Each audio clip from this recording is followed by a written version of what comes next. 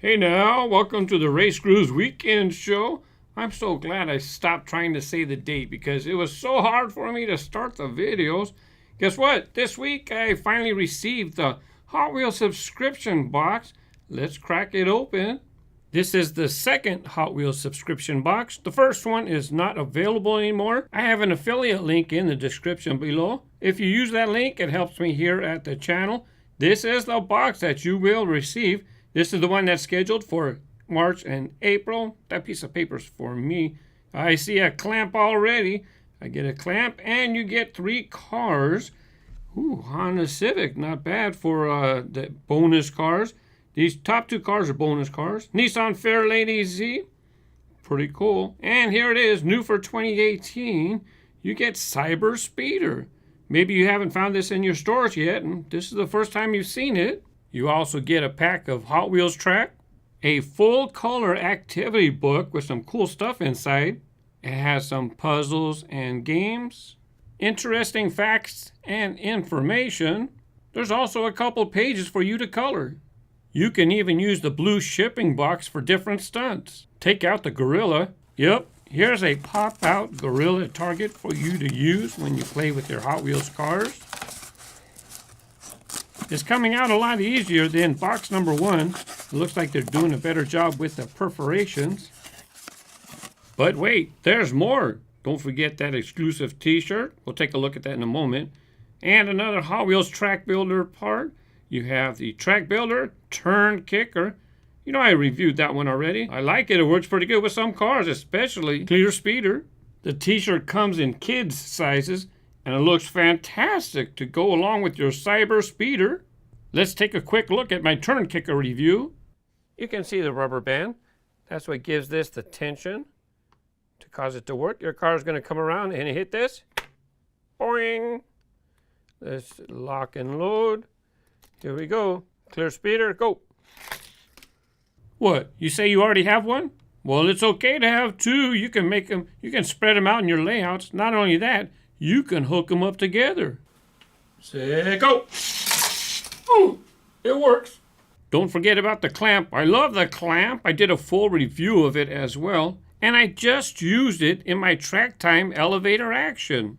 What, you didn't see it? It's holding the 2 lanes separate and giving them a little angle so the cars have a nicer run up into the curves. Not only that, I have the loop coming back and cars go underneath it. It's a bridge too. If you're an adult and you wish to purchase that box, remember the link's in the description below.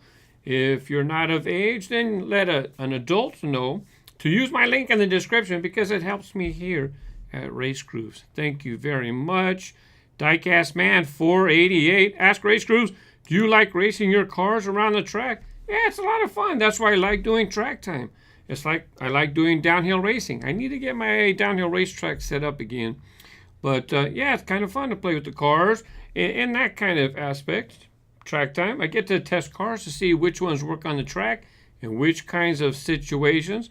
That's why when people ask me which car is better on the track, A or B, well, it depends on what kind of track and what kind of layout and, you know, all this kind of stuff. There's just not one car that's going to be absolutely better than any others.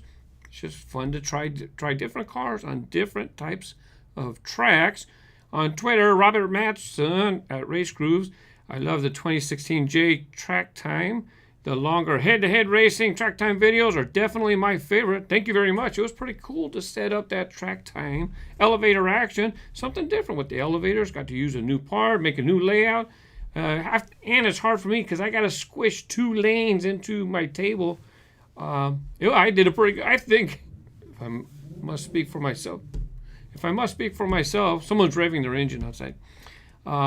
I did a pretty good job maximizing my space and having a head-to-head competition. Thank you very much, Robert. I appreciate it. And thank you for following me on Twitter.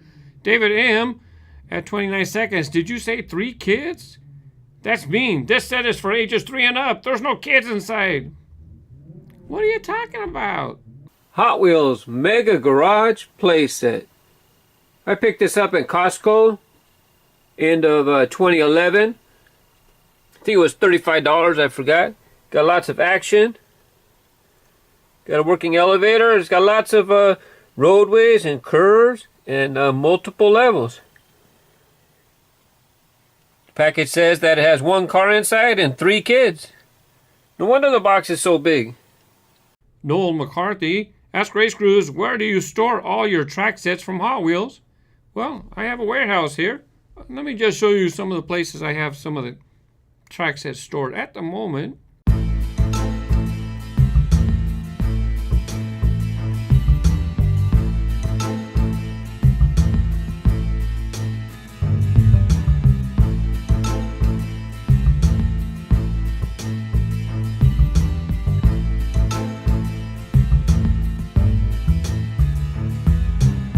Jared Carrel del Mundo, ask RaceGrooves, hi, would you like to compare Carbonators? I see the body of the 2018 Carbonator is made in 2016. Its front bumper gets shorter. How about the other Carbonators from older version? Well, I did do one comparison. I picked an older Carbonator, and they did change a little bit. When you look at them side by side, hardly, I didn't even notice. I mean, I really had to look. It's when you look at them side by side, top down. If you notice that the top version is the older one and the newest 2018 release is on the bottom. Look at the part all the way on the right in between the bottle cap and the driver's compartment. The orange one on top, there's only a little bit of space right there. A little bit of orange. But if you look at the green one on the bottom, there's a lot more green right there. Almost twice the size. Here, let me zoom in a little bit. On the left is the new one. Has a lot of green. On the right, just a little bit of orange right behind the bottle cap. And here's probably why they moved the rivet. On the left again is the new one with the white tires, right? You see the rivet is almost near the front of the car. Before, it used to be behind the wheels, not in front of the wheels. Mattel's constantly doing casting changes, so I don't get a time to mention every car, every change. I would be making videos probably every day because they make so many changes. But I thought I'd take a moment to take a look at the Carbonator. Thank you for asking. Sherry Digitalis. Spike was the name of the Gremlin leader from the Gremlins movie. That's right, I did a Johnny Lightning unboxing video. I think it was Classic Gold. Let me see, highlight real quick. Classic Gold. What a beautiful batch of cars. Fantastic. And they put license plates, and sometimes it's like, why did they use Spike for the license plate? That Gremlin, the color on the Gremlin was fantastic. A whole nice batch of cars. Thank you for helping me out with the name Spike. This probably makes sense. Spike was in the Gremlins movie. It was on the Gremlin. Makes sense to me. And thanks to everybody else who posted good comments about the cars. I appreciate it. You help educate me about the real cars. I know about the toy cars. By the way, on YouTube, so I know toy cars. I know I do YouTube, and people are like, why don't you do giveaways? Look, I know YouTube, you're not supposed to do giveaways. They have lots of rules. Not only that, some people are doing giveaways to where they say, hey, if you like, subscribe, and comment, blah, blah, I'll do a giveaway. That's against the rules. They can get a community strike, which means that they can lose some of their privileges. And like if you get 3 community strikes, they can shut down your entire channel. I've been working at RaceGrooves over 10 years. I'm not having my channel shut down just to do a giveaway. Let me read you that section right here. Spams and scams. It is not okay. Now this is different, but I'm going to read the whole paragraph. It is not okay to post large amounts of untargeted, unwanted, or repetitive content. What they're talking about there, what some people are doing is they're doing like ABC videos for little kids. A, B, C, D, E, F, G. And they'll have like a lot of videos. It's practically the same thing. And they just change the video a little bit. But it's practically the same thing. It's very repetitive on the channel. So they think that's spammy. You're flooding YouTube with this stuff. And I use that as an example. Also, metadata added in an attempt to game search algorithms, content that deliberately tries to mislead users for financial gain. That means whatever you put in the title, whatever you put in the description, whatever you put in the tags, the keywords, needs to reflect what's in the video, okay? I'll just leave it at that, okay? Your tags, title, description has to relate to what's in the video. And anything that artificially increases the number of views, likes, comments, or other metrics are all against our terms. Views, likes, and comments. So when people do giveaways, they say, hey, if you like, comment, subscribe, and all this stuff to be entered in the giveaway. Well, see, that's against the rules. To do the giveaway, you're not supposed to have to do something. And not only that, when they're having people do that, they're artificially inflating the likes and comments and stuff because people want to be entered in the giveaway. I'm not going to get in trouble. I'm not going to do giveaways. I have a lot of work to do. And besides, I work too hard for this channel to lose it over some giveaway. If other people want to, look, to be honest with you, does YouTube do anything about it? Hardly ever. I mean, you hardly ever. But I'm not going to be that person where all of a sudden we're going to make an example out of you. I'm not going to be that guy that gets caught. Football fan of Manchester United, deal with it. What age group is this meant to be? And asking about the RaceGrooves Weekend Show. Well, that RaceGrooves Weekend Show is probably more for collectors type people. It's not entertaining. It can be entertaining, but I'm talking about the fun track time videos and that kind of stuff. So if a younger crowd likes that type of stuff, the RaceGrooves Weekend Show is really not for that. It's more of an informational, conversational, talking about the hobby, things going on with RaceGrooves. It is the RaceGrooves Weekend Show after all. So I responded. I said, my channel is family friendly for all ages. The weekend show is suitable for those who want information rather than a fun video. Did you watch the whole show? Was it interesting? Was it boring? I would love to hear your opinion. And no response. I would like your input as to what you thought about it and you didn't respond. That's okay. The people who like the show, tune in for the show. Thank you very much. Bra Osman. You are not doing thing. You are just talking. Well, because in the thumbnail, I was showing my new track time layout. So seems like a younger person. So they clicked on it, thought it was going to be a track time video. But it was a RaceGrooves Weekend Show. I was talking about the layout upcoming, letting people know it wasn't talking. That's what it was for. And you are correct. I was just talking. And that's part of the reason why track time is moving to the track time channel. Because this way, when people subscribe to Track Time, they know what they get when they subscribe to Track Time. They get Track Time, right? Click. Robert Flores asks RaceGrooves, do you wish Tomica is back in the U.S.? Also, would you consider buying Tomica from Amazon or reviewing them? Anyways, great weekend show again. I'm not interested in spending money. They're not cheap cars, right? I don't earn enough in the ad revenue to cover the costs, right? No, I gotta focus on videos I earn my living from. Track Time gets lots of views. I spent money on the warehouse. I'm gonna maximize the space in the warehouse. I'm getting another track table set up, and no, I'm not gonna. I have some Tomica, and I haven't even reviewed those yet, so I'm not gonna be buying more until I even do something with those. Mr. R. Pepsi 24, are you not doing Hot Wheels new releases anymore? I like yours the best, if that matters. I appreciate it very much. Thank you. Thank you very much. I'm glad that you enjoy my Hot Wheels case unboxing videos. I do my thing, and, I can't be first. I'm in California.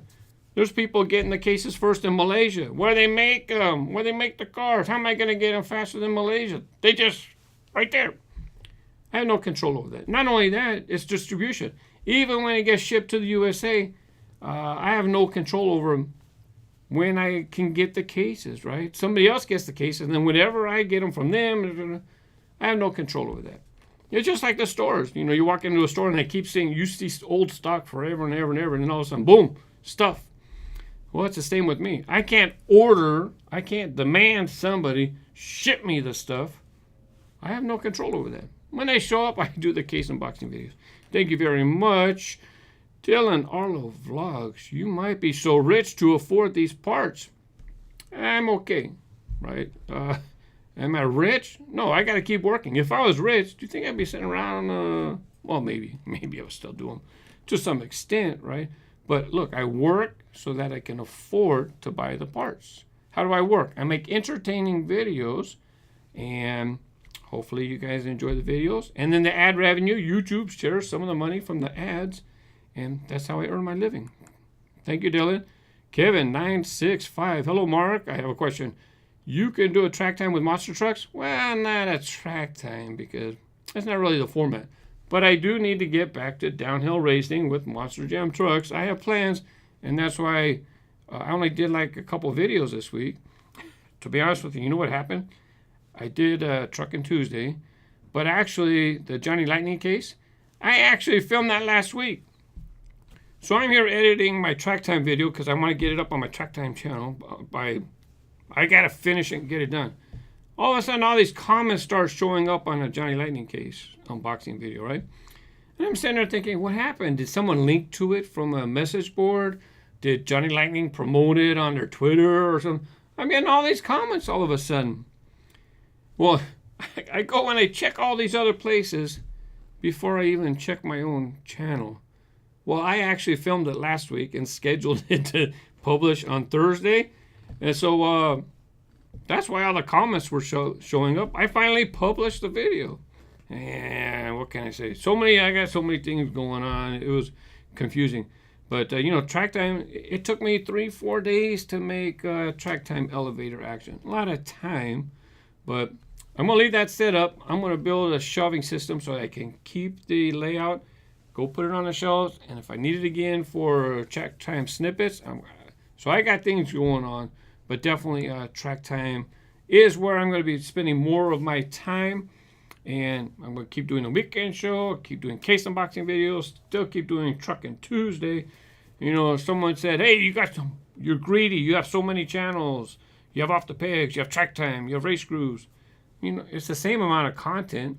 It just depends on where I put the video. It's the same amount of content as before. But I still try to stay busy. Keep in mind, all right? Behind the scenes, how come, what happened to that guy's question? Someone had behind the scenes. I accidentally closed it, or I didn't open it up. Stefan Yasin, really enjoyed the behind the scenes detail and track setup. Your videos and genuine enthusiasm are always inspiring. Thank you. Thank you, Stefan. Thanks for tuning in. I do try to show some behind the scenes from time to time here on the weekend show. But on Patreon, if you're in a country that has Patreon, then I have a behind-the-scenes perk for people who support or join on Patreon if you want to check that out. Don't forget the subscription box is in the description below if it's for you or if it's for a gift for somebody else. Thank you for watching. Have a great week. Bye-bye.